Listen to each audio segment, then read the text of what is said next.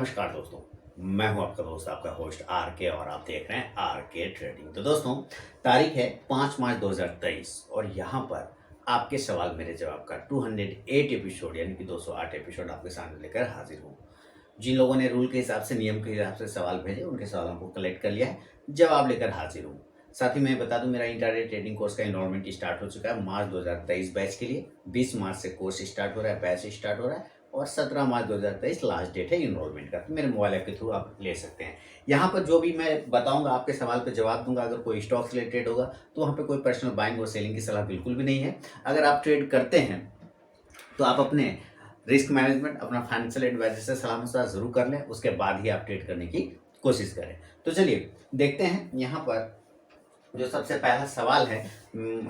आप में से जिन्होंने भेजा है उनका नाम क्या है और उनका क्या सवाल है। तो चलिए आता हूँ। और सीके पंडित जी ने अहमदाबाद से लिखा है। सिप्ला एंड हनीवेल, जो ये गुजराती हैं तो जाहिर सी बात है गुजराती लैंग्वेज में हमेशा लिखते हैं, तो मैं इनको हिंदी में बताने की कोशिश करता हूँ कि किस प्राइस में इनको बाय करना है या नहीं करना है। सिप्ला और हनीवेल में।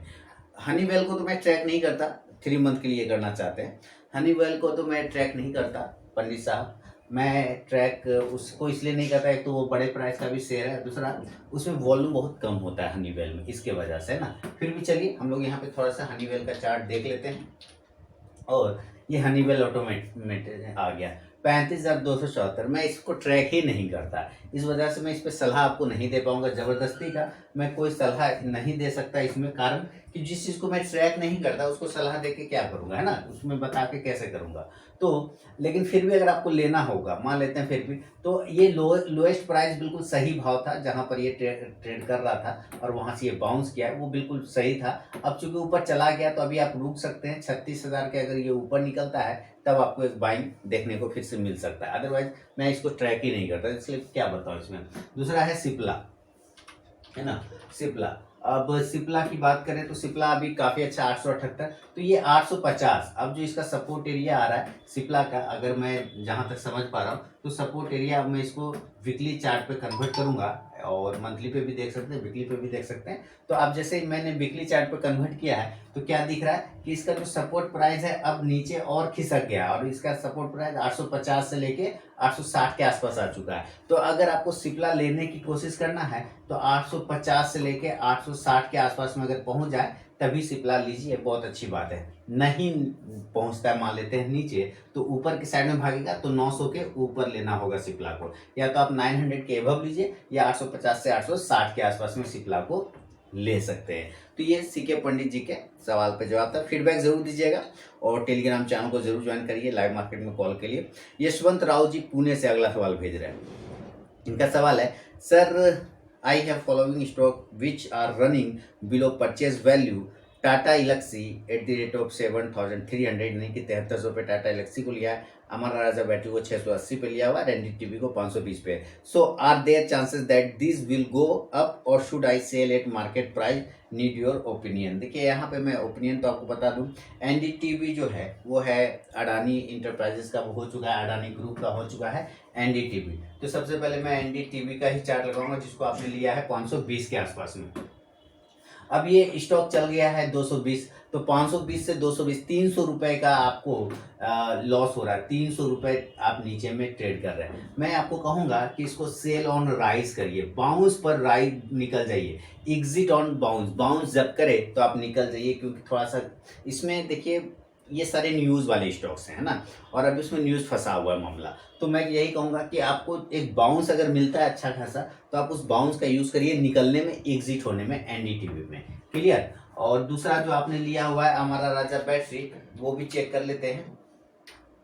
हमारा राजा बैटरी को आपने लिया हुआ है, जो आपका भाव है वो है आपका लगभग 680 के भाव पे, और 570 इसमें आप बने रह सकते हैं, इसमें उतना कोई प्रॉब्लम नहीं है, इसमें आप बने रहिए, कोई दिक्कत नहीं। 680 और 570 लगभग 100 पॉइंट यहाँ भी आप माइनस कर रहे, खो रहे 100 पॉइंट, है ना। तो आप इसमें भी थोड़ा वेट कर लीजिए कि स्टॉप लॉस अगर आपको मेंटेन करना है तो 550 रुपये, फिर 550 का स्टॉप लॉस लगा लीजिए, अदरवाइज थोड़ा टाइम दीजिए, ये आपका प्राइस आ जाएगा, पर एनडीटीवी से आप एग्जिट कर सकते हैं।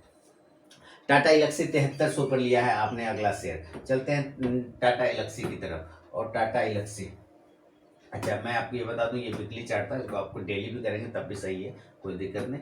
टाटा इलक्सी को भी देख लेते हैं, टाटा इलक्सी, और ये आ गया टाटा इलक्सी, और आपने 7300 पे लिया हुआ है, 7300 पर, और स्टॉक 6173 पे चल रहा है टाटा इलेक्सी। टाटा ग्रुप की शेयर है, टाटा ग्रुप का स्टॉक्स है। अब ये चूंकि मार्केट में गिरावट आया तो इसका भी इम्पैक्ट पड़ा, साथ ही आईटी सेक्टर में भी कमजोरी रहा तो उसका भी इस पर इम्पैक्ट पड़ा है। अब जो आपको इसमें स्टॉप लॉस लगाना है वो 6000 रुपये का लगाना है। 6000 के नीचे अगर निकलता है तो ये 5500 तक का लेवल बन सकता है, इसलिए 6000 का एक स्टॉप लॉस लगाइए, होल्ड करिए। अगर ये ऊपर में ब्रेकआउट करता है अपसाइड के लेवल को, 6300 रुपये के लेवल को अगर ब्रेक करता है 6300 को, तो फिर थोड़ा बाउंस आपको देखने को मिलेगा। इसको भी आप थोड़ा टाइम दीजिए, समय दीजिए, लेकिन कभी भी ऐसे स्टॉक्स में पोजीशन मत बनाया करिए यशवंत साहब, जो कि न्यूज़ में आता है बार बार न्यूज़ में आए, बार बार उसके बारे में लोग चर्चा करें, टीवी पर आए, तो समझिए कुछ ना कुछ फेर होता है। तो ज़्यादातर जो न्यूज़ में आने लग जाए ना उससे थोड़ा अवॉइड कर दीजिए, और खासकर ऊपरी भाव पे तो एकदम नहीं।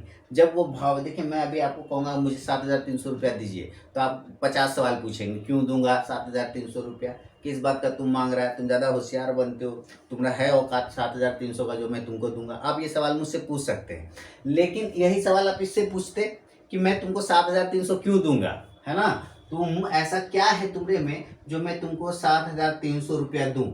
आप इस शेयर से पूछा, आपने नहीं पूछा, आपको पूछना पड़ेगा, आपको शेयर से पूछना। जैसे आप मार्केट जाते हैं ना खरीदने के लिए कुछ सामान, कपड़ा खरीदना है, सब्जी खरीदना है, तो आप कैसे मोल भाव करते हैं।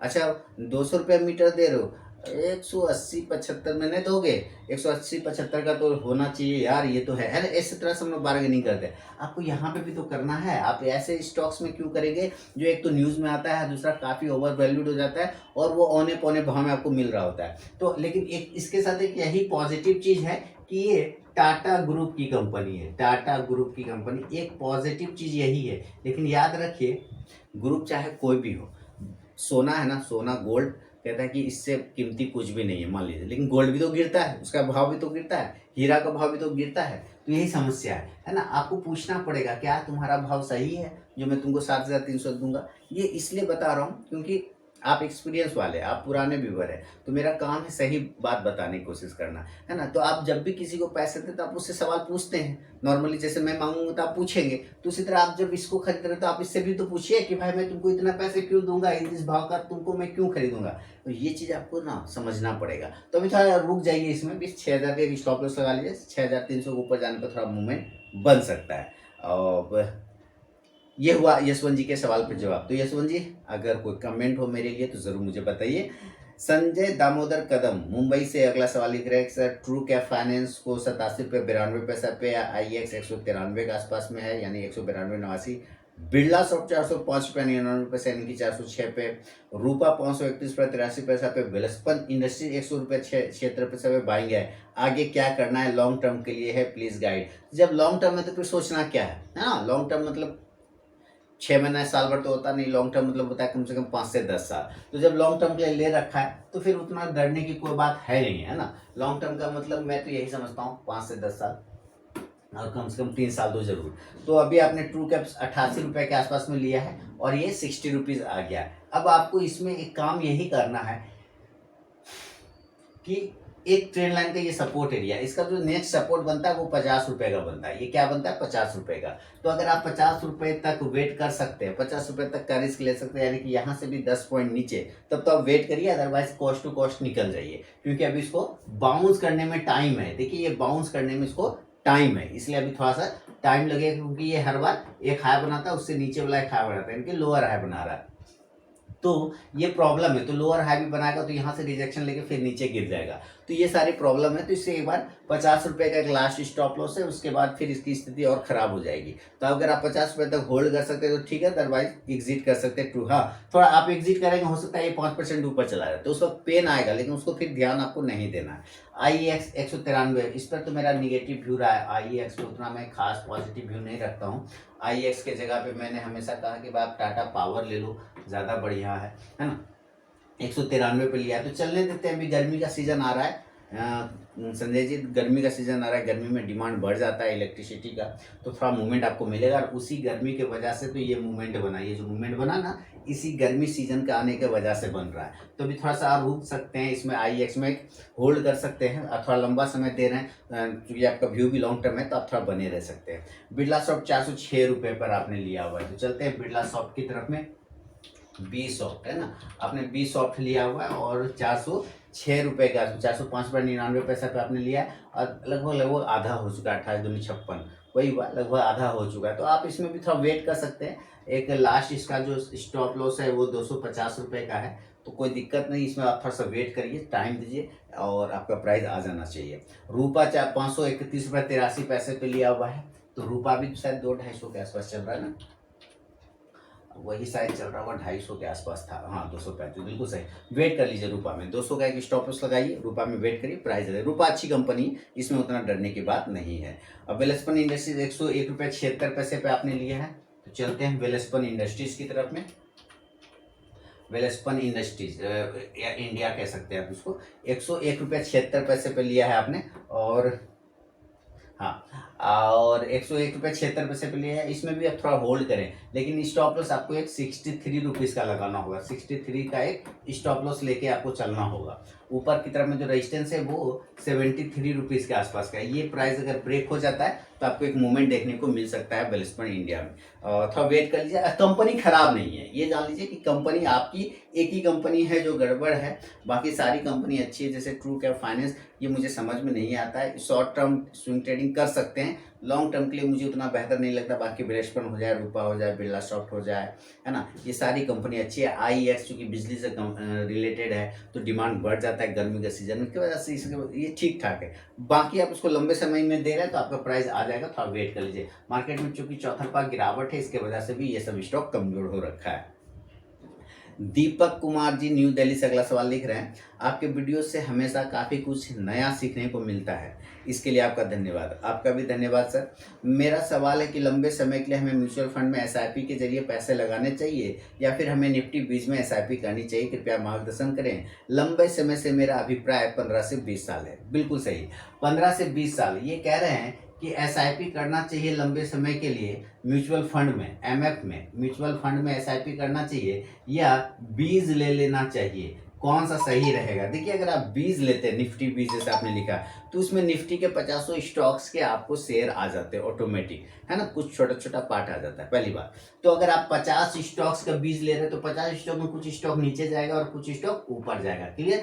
ठीक म्यूचुअल फंड में भी सेम कंडीशन होता है। इसके अंदर भी अगर आप इक्विटी वाला पे करते हैं प्रॉपर, तो इसके अंदर भी स्टॉक्स ही होता है, तो इसका भी सेम, तो कोई फर्क नहीं पड़ेगा। ध्यान से सुनिए क्या बोल रहा हूँ, कोई फर्क नहीं पड़ेगा कि अगर आपने निफ्टी 20 ले लिया या म्यूचुअल फंड ले लिया और लंबे समय लिया, तो कोई फर्क नहीं पड़ेगा उसके रिटर्न में। क्यों?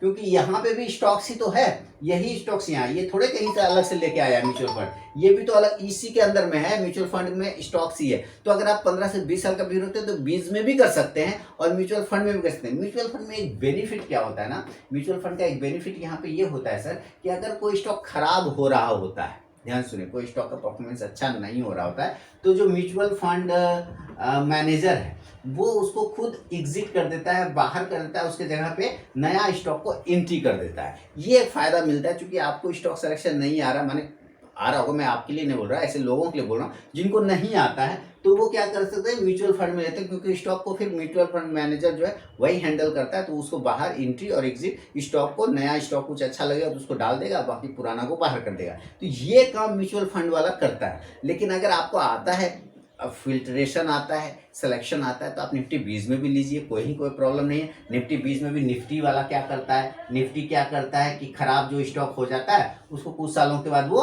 एग्जिट करा देता है, अपना बाहर करा देता है, वो स्टॉक भी 20 में से बाहर हो जाएगा। यहाँ पे भी सेम प्रोसेस है, इसलिए लंबे समय में कोई फर्क नहीं पड़ेगा, आप चाहे 20 लीजिए चाहे म्यूचुअल फंड लीजिए। तो ये है दीपक जी आपके सवाल पे मेरा जवाब। और बहुत अच्छी बात है, आप म्यूचुअल फंड में भी करेंगे तो भी अच्छा रिटर्न मिलेगा, 20 में भी करेंगे तो भी अच्छा, क्योंकि आपके पास टाइम पीरियड बहुत अच्छा है। सॉरी, 15 से 20 साल का आप टाइम दे रहे हैं, इसलिए कहीं कोई प्रॉब्लम वाली बात बिल्कुल भी नहीं है।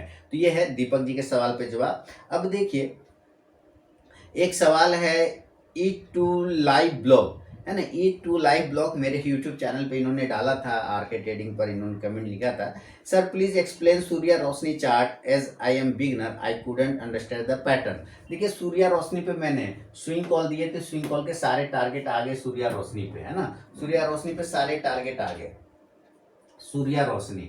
और ज़बरदस्त लोगों ने फीडबैक दिए थे कि sir thank you, sir thank you. मैंने यहाँ पर ही सूर्या रोशनी के आसपास, यहाँ पे 550 के आसपास में ही सूर्या रोशनी को दिया था, सारे टारगेट आ गए, 687 चला गया। अब जो ये चार्ट बना है ना, ये जो चार्ट बना है इनको समझना, इसको कहते हैं प्राइस चैनल। एक तरह का क्या है, ये प्राइस चैनल है, this is called price channel. कैसे, देखिए ये तो प्राइस है, ये सारे क्या है, ये प्राइस है। ये कैंडल क्या है, अपने आप में एक प्राइस है। ये कैंडल क्या है, अपने आप में एक प्राइस है, बहुत बढ़िया। और ये क्या कर रहा है, जैसे कि आपके घर में क्या है कि किचन है, आपके घर में क्या है, बाथरूम है। आप समझिए ऐसे एकदम नॉर्मल एग्जांपल समझिए, आपके घर में किचन है, बाथरूम है, पानी का यूज करते हैं, तो पानी जो बाहर होता है वो क्या होता है, एक ड्रेन से होता है, एक नाले के थ्रू पानी बाहर होता है, जो वेस्ट पानी होता है, खराब पानी होता है, एक नाले से बाहर होता है। तो नाला जो होता है वो एक चैनल होता है, जिसके अंदर पानी बहते हुए बाहर चला जाता है। नाला क्या होता है, दो पैरेलल दीवारों के बीच में, छोटा सा पार्टीशन के बीच में से पानी को गुजारा जाता है, तो वो इस तरह से होता है चैनल, है ना। वो कैसा चैनल होता है, ये इस तरह से चैनल होता है, इसके अंदर पानी चल रहा होता है ना, पानी बह के बाहर हो जाता है। तो ये क्या है, देखिए ये ध्यान से देखिए क्या है, ये क्या है, ये एक और ये एक, ये क्या है, ये चैनल है, ये है ना। इसके अंदर क्या है, इसके अंदर क्या है, ये आपका प्राइस है। तो ये प्राइस हो गया और ये क्या हो गया, ये चैनल हो गया, ठीक है। तो इसको क्या कहेंगे, कॉल्ड प्राइस चैनल। इसको क्या बोलेंगे, प्राइस चैनल, ठीक है। तो इसको कहते हैं प्राइस चैनल पैटर्न। ये अभी फिलहाल प्राइस चैनल है। अब ये प्राइस चैनल जो है, ये इसमें भी अप ट्रेंड का प्राइस चैनल होता है और डाउन ट्रेंड का प्राइस चैनल होता है। दो चैनल होते हैं, एक अप ट्रेंड का होता है, एक डाउन ट्रेंड। ये अभी अप ट्रेंड का प्राइस चैनल है। ये अप ट्रेंड का प्राइस चैनल इसलिए है क्योंकि ये जब भी एक हाई बना रहा है, बड़ा हाई बना रहा है, जब भी एक लो बना रहा है, ऊपर की तरफ लो बना रहा है। जैसे आप देखिए कि यहाँ पर एक सपोर्ट एरिया था, ये जब ये ब्रेकआउट किया तो एक लो बनाया यहाँ पर, या आप इसको भी लो बनाएंगे, और फिर जब ये नीचे आया तो यहाँ पर एक लो बनाता है, फिर ये ऊपर चलाता है, फिर एक लो बनाता है, फिर यहाँ ऊपर चलाता है, फिर एक लो यहाँ होता है। तो ये हर बार लो क्या हुआ, बड़ा लो बन गया, यानी कि हाइयर लो बन गया, इसको कहते हैं हाइयर लो। तो ये अप ट्रेंड का सिग्नल होता है। तो ये एक प्राइस चैनल पैटर्न है और ये अप ट्रेंड का प्राइस चैनल पैटर्न है, ठीक है। ईट टू लाइव ब्लॉग साहब, मैंने आपको बता दिया, बाकी आपका फर्ज है कि आप फीडबैक जरूर बताएं मुझे।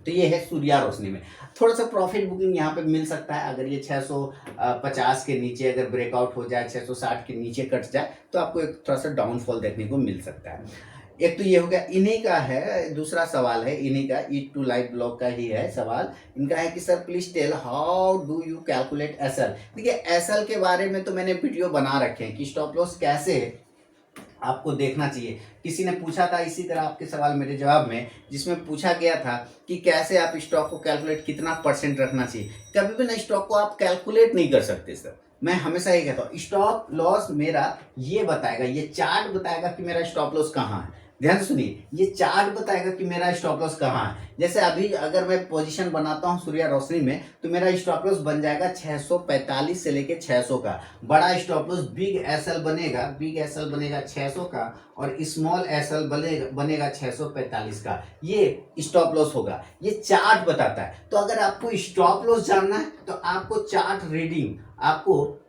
रीडिंग आना चाहिए। ये ध्यान से सुनिए, अगर आपको स्टॉप लॉस जानना है तो आपको चार्ट रीडिंग आना चाहिए, क्योंकि आपका चार्ट ही आपको स्टॉप लॉस बताएगा।